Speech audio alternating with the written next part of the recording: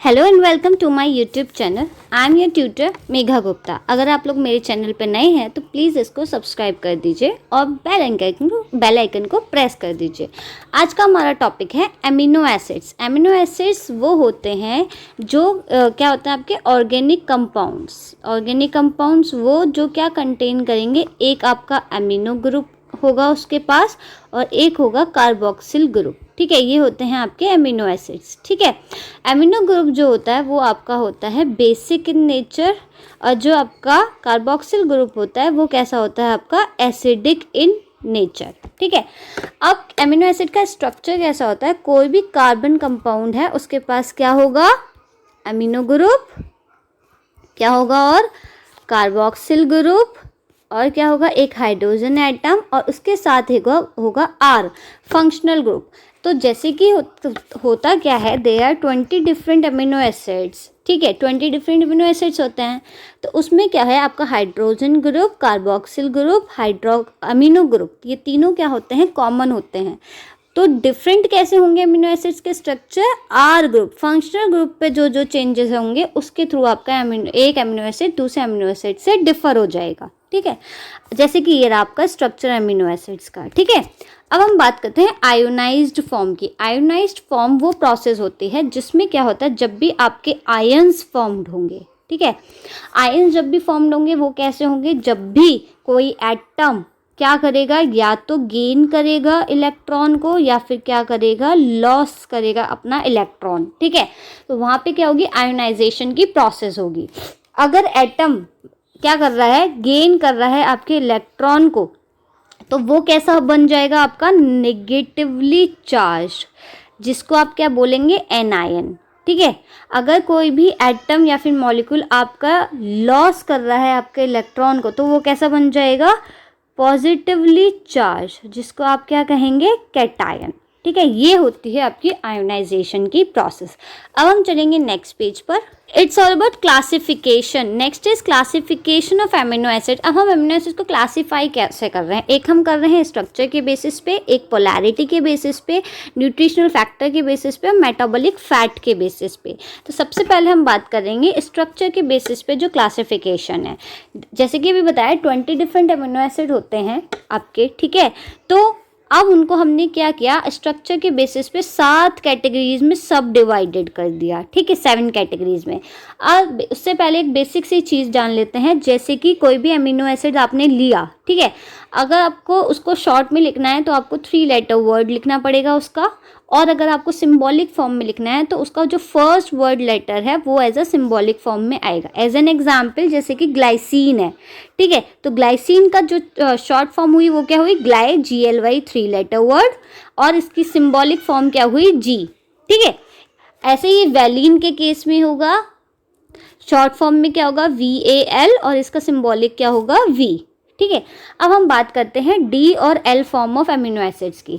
D is dextrorotatory and V is levorotatory. तो dextrorotatory आपका क्या होता है, जो आपका रोटेशन, ठीक है, जो आपका क्या होगा, रोटेशन किस पर, प्लेन पोलराइज्ड लाइट पर। प्लेन पोलराइज्ड लाइट पर अगर आपका राइट साइड रोटेशन है, ठीक है, तो वहाँ पे क्या होगा, डेक्स्ट्रोरोटेटरी। ठीक है, और अगर आपका लेफ्ट साइड रोटेशन है तो वो क्या होगा, लीवोरोटेटरी। ठीक है, मतलब डेक्स्ट्रो में क्या होता है, right side of rotation plane polarized light पर, और लीवोरोटेट में लेफ्ट साइड पर। ठीक है, तो जैसे यहाँ आप देख सकते हैं कि ये तो एज सिंपल एज सिमिलर है। ठीक है, यहाँ पे एमिनो ग्रुप क्या था आपका, राइट साइड में था, तो क्या हो गया, डेक्स्ट्रोरोटेटरी। यही चीज़ जैसे ही आपकी लेफ्ट साइड में पहुँच रही है वो क्या कन्वर्ट हो रही है, लीवोरोटेटरी। तो ये क्या है, D and L form of amino acid. अब हम चलते हैं नेक्स्ट पेज पर। बात करी 7 डिफरेंट क्लासिफिकेशंस की। ठीक है, 7 डिफरेंट। तो वो जो 7 कैटेगरीज है वो कैसे कैसे डिवाइडेड हैं आपकी। First is aliphatic side chain, second is hydroxyl group, third is sulphur containing amino acids, fourth is acidic amino acid, fifth is basic amino acids, sixth aromatic amino acid, seventh immuno group. तो category wise अब हम बात करेंगे 7 category. तो सबसे पहली category है आपकी एलिफैटिक साइड चेन। वो कौन से एमिनो एसिड हैं जिनके पास क्या होती है, एलिफैटिक साइड चेन्स होती हैं, ये कैसे होते हैं आपके नॉन पोलर होते हैं और कैसे होते हैं आपके हाइड्रोफोबिक इन नेचर होते हैं, ठीक है। ओके, अब ये इसमें कौन कौन से अमीनो एसिड्स आते हैं आपके, glycine, alanine, valine, leucine, isoleucine, ठीक है। इनके पास क्या होता है, mono amino mono carboxylic acids, ठीक है। नेक्स्ट कैटेगरी है वो अमीनो एसिड जिनके पास क्या होता है आपका हाइड्रोक्सिल ग्रुप लगा होता है। जिन अमीनो एसिड्स के पास वो कितने हैं, सिर्फ 2, सेरीन एंड थ्रियोनिन, ठीक है। वो अमीनो एसिड जिनके पास क्या है हाइड्रोक्सिल ग्रुप लगा हुआ है, वो कौन कौन से, सेरीन एंड थ्रियोनिन। अब हम चलते हैं नेक्स्ट पेज। कैटेगरी है आपकी सल्फर कंटेनिंग। अभी तक हमने 2 पढ़ ली, कौन कौन सी, पहली एलिफैटिक साइड चेन, दूसरी कौन सी है आपकी कैटेगरी, जो अमीनो एसिड्स क्या हाइड्रोक्सिल ग्रुप को कंटेन कर रहे हैं, ठीक है। थर्ड कैटेगरी है जो अमीनो एसिड्स के पास क्या है सल्फर ग्रुप लगा हुआ है, वो कौन कौन सी है, cysteine and methionine. Next category है आपकी एसिडिक इन नेचर जो है आपके अमीनो एसिड, और उनके साथ क्या लगा हुआ है, एमाइड ग्रुप लगा हुआ है, वो कौन कौन से आते हैं, aspartic acid, asparagine, glutamic acid, glutamine, ठीक है। नेक्स्ट कैटेगरी है वो अमीनो एसिड जो क्या है बेसिक इन नेचर है, वो कितने हैं आपके, बेसिकली 3 है। पहला lysine, next is arginine and third is histidine, ठीक है। हिस्टिडीन के केस में एक बहुत इंपॉर्टेंट है कि उसके पास कौन सी रिंग होती है, इमिडाजोल रिंग। ये बहुत इंपॉर्टेंट क्वेश्चन भी आता है कॉम्पिटिटिव लेवल पे कि इमिडाजोल रिंग किस अमीनो एसिड में प्रेजेंट होती है, that is histidine. Always remember it, competitive level का भी यहाँ पे आपको मिल गया है, ठीक है। ऐसे ही अर्जिनिन के साथ है आपका ग्वाइडिनो ग्रुप लगा हुआ होता है, तो ये भी पूछा जा सकता है, तो कॉम्पिटिटिव लेवल पे भी ये नोट बहुत इंपॉर्टेंट है। नेक्स्ट कैटेगरी है आपकी एरोमेटिक अमीनो एसिड। वो कौन से अमीनो एसिड्स हैं जिनके पास एरोमेटिक रिंग होती है, ठीक है, एरोमेटिक रिंग। ये भी कैसे होते हैं आपके हाइड्रोफोबिक होते हैं, ठीक है, हाइड्रोफोबिक इन नेचर होते हैं आपके, ठीक है। अब इसमें कौन कौन से अमीनो एसिड्स आते हैं, phenyl alanine, tyrosine, tryptophan. Tryptophan एक बहुत इंपॉर्टेंट है क्योंकि ट्रिप्टोफैन के पास जो रिंग होती है वो होती है इंडोल रिंग, ठीक है। जैसा क्वेश्चन इमिडाजोल रिंग के लिए आ सकता है वैसा ही सेम क्वेश्चन इंडोल रिंग के लिए आ सकता है, तो इसमें कंफ्यूजन वाली कोई बात नहीं है। Next category, last 7 category is immuno acids, ठीक है। तो इम्यूनो एसिड्स क्या होते हैं, अभी तक आपने पढ़े अमाइनो एसिड्स, ये कौन सी कैटेगरी आ गई, इम्यूनो एसिड्स। तो दोनों में डिफरेंस बहुत ज़्यादा बेसिक है। डिफरेंस क्या है कि अमाइनो एसिड्स वो होते हैं जिनके पास एक तो अमीनो ग्रुप होता है और कार्बोक्सिल ग्रुप होता है। इम्यूनो एसिड्स वो होते हैं जिसके पास इम्यूनो या फिर इमाइन ग्रुप होता है या और कार्बोक्सिल ग्रुप होता है, ठीक है। इमीन ग्रुप या इम्यूनो ग्रुप क्या होता है, एन के साथ एच का attachment, this is imine group या फिर इम्यूनो ग्रुप, और उसके साथ क्या लगा हुआ है आपका कार्बोक्सिल ग्रुप। इस अमीनो एसिड्स में कौन सा आता है आपका, प्रोलीन। तो ये आपके 20 डिफरेंट अमीनो एसिड्स हो गए, 7 कैटेगरी यहाँ पे आपकी खत्म होती है। अब हम चलते हैं नेक्स्ट पेज पर। नेक्स्ट इज जो क्लासिफिकेशन अब हम कर रहे हैं वो किसके बेसिस पे कर रहे हैं, पोलैरिटी के बेसिस पे। तो आपको पता होगा पोलैरिटी के बेसिस पर है तो 2 कैटेगरीज होंगी, पोलर एंड नॉन पोलर, ठीक है। पोलर क्या होते हैं आपके, हाइड्रोफिलिक होते हैं, ठीक है, हाइड्रोफिलिक, ठीक है, यानी वाटर लविंग। नॉन पोलर कैसे होते हैं आपके, हाइड्रोफोबिक यानी वाटर हेटिंग मॉलिक्यूल्स, ठीक है। तो पोलर और नॉन पोलर, ठीक है। तो नॉन पोलर में जो सब कैटेगरी आएगी वो सिर्फ एक है, पोलर में कितनी कैटेगरीज हैं आपकी, 3, ठीक है। वो 3 कैटेगरी कैसे हैं, आर ग्रुप के बेसिस पे, जैसे ये 3, ठीक है। पहले वाला जिसमें कोई चार्ज नहीं है, आर ग्रुप के ऊपर कोई भी चार्ज नहीं है, दूसरा ग्रुप जिसके आर ग्रुप के ऊपर पॉजिटिव चार्ज है, और तीसरा ग्रुप जिसके आर ग्रुप के ऊपर नेगेटिव चार्ज है।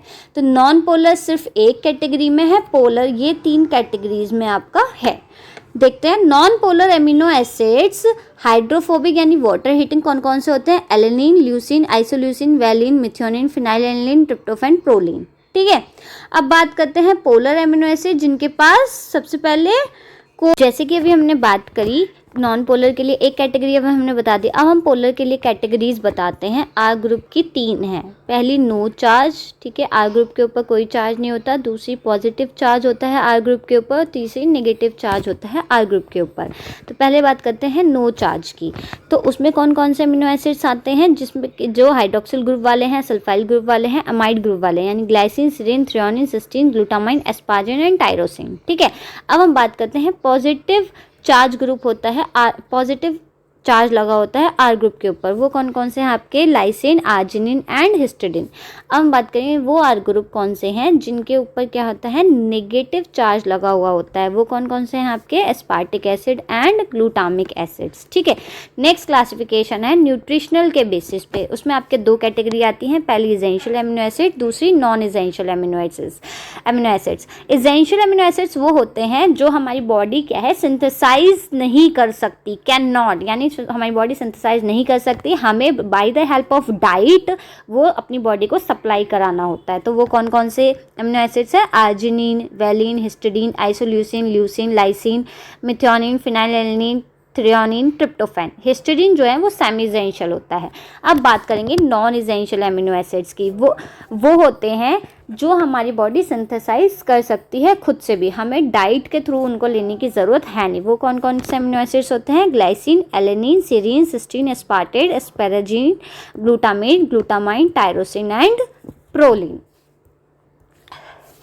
ठीक है, मेटाबॉलिक फैट, तो पहला ग्लाइकोजेनिक एमिनो एसिड, दूसरा कीटोजेनिक एमिनो एसिड और तीसरा जिसमें ग्लाइकोजेनिक और कीटोजेनिक दोनों होते हैं। ग्लाइकोजेनिक होता क्या है, formation of glucose and glycogen. कौन कौन से, alanine, aspartate, glycine, methionine etcetera. ठीक है, कीटोजेनिक क्या होता है आपका, फैट कंटेनिंग एमिनो एसिड। ठीक है, तो फैट जिसमें सिंथेसाइज होता है वो कौन कौन से, ल्यूसिन एंड लाइसिन। ठीक है, तीसरी कैटेगरी जिसमें ग्लूकोजेनिक है, ग्लूकोज का फॉर्मेशन भी है, फैट का फॉर्मेशन भी है, वो कितने हैं, 4 एमिनो एसिड हैं। कौन कौन से, आइसोल्यूसिन, फिनाइलएलेनिन, ट्रिप्टोफैन, टायरोसिन। ठीक है, नेक्स्ट बात करेंगे प्रॉपर्टीज की। There are 2 properties of amino acid. First physical properties, second chemical properties.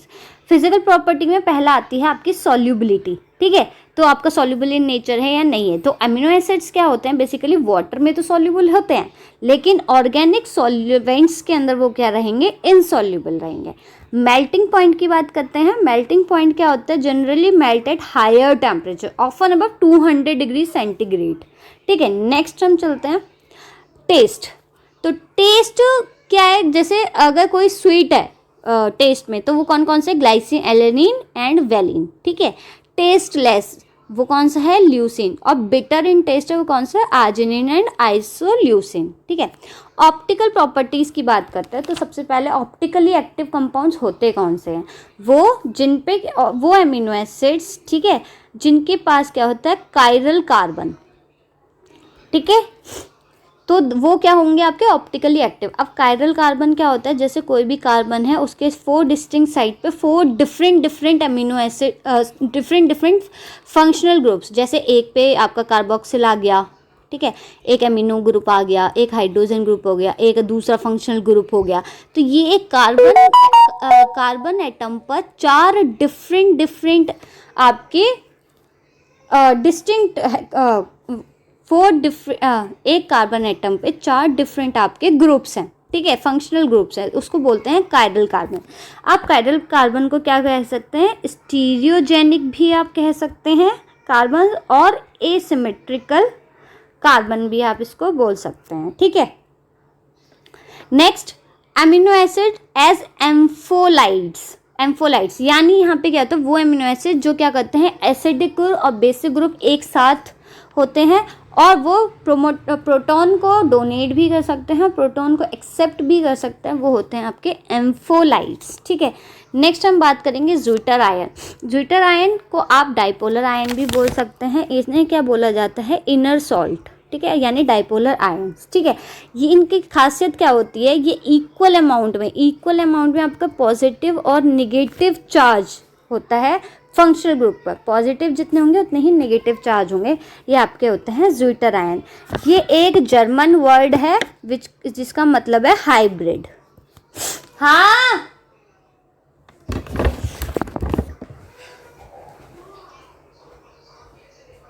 बात करेंगे आइसोइलेक्ट्रिक पीएच यानी पीआई।